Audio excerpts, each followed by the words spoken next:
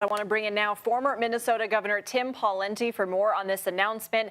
Thank you for being with us, sir. I want to get your reaction to Walz now being Vice President Harris's running mate. Well, good morning to you and to your viewers.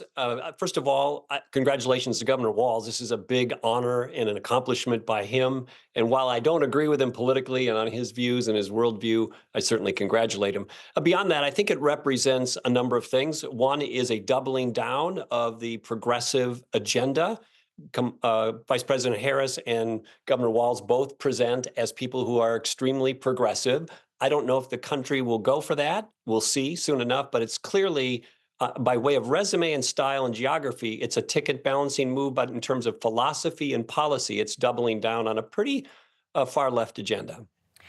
Governor, I don't know how much time you spent working, if at all, with Walz, but what is your read on him as a leader? We just heard Pauline Lee say he's sort of known as a guy who just says it like it is. Is that also your read?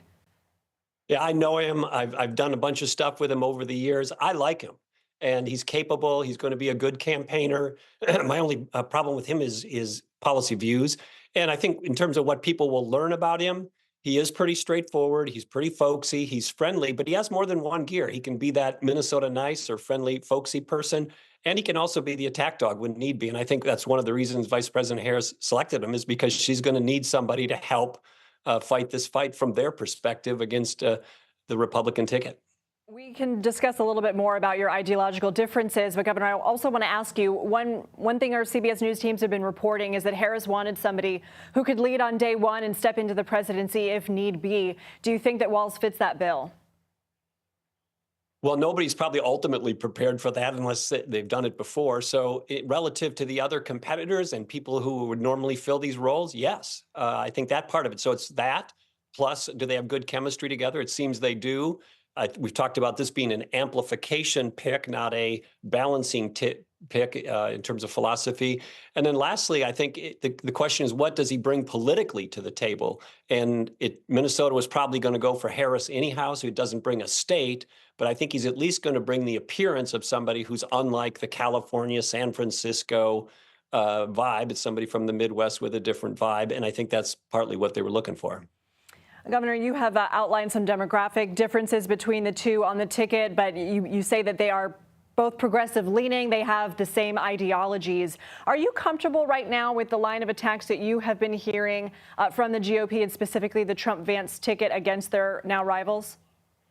Well, those attacks will now spool up and we'll get to see them in full force. But I think what the Trump campaign will focus on will include the following. One, the failure to timely call out the National Guard after the riots. And Trump loves to talk about that. Two, Governor Walz presided over and proposed the largest spending increase in Minnesota history, nearly 40% in one budget cycle, which is jaw-dropping.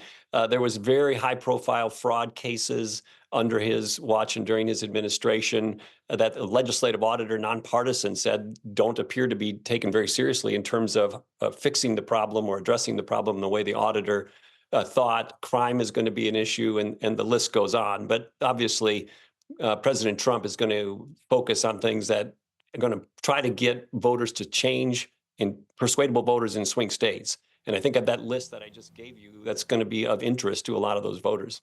I mean, you mentioned, the state budget under Trump, the national deficit did grow. You mentioned law and order. We know that Trump has railed against the FBI, the DOJ, many of the law enforcement officers who were defending the Capitol on January 6th. I'll let you respond to that. But also, Governor, are you comfortable with some of the attacks that we're hearing from Trump against Harris, questioning her identity, saying she just turned black? No, I'm totally uncomfortable with that. Vice President Harris has said she is of mixed race. And Trump's comments in that regard were bizarre. I don't know why he said that. It's just strange and unfortunate and unfair, and he should have never said it. Former Minnesota Governor Tim Pawlenty, we really appreciate you joining us on a busy news day. Thank you, sir.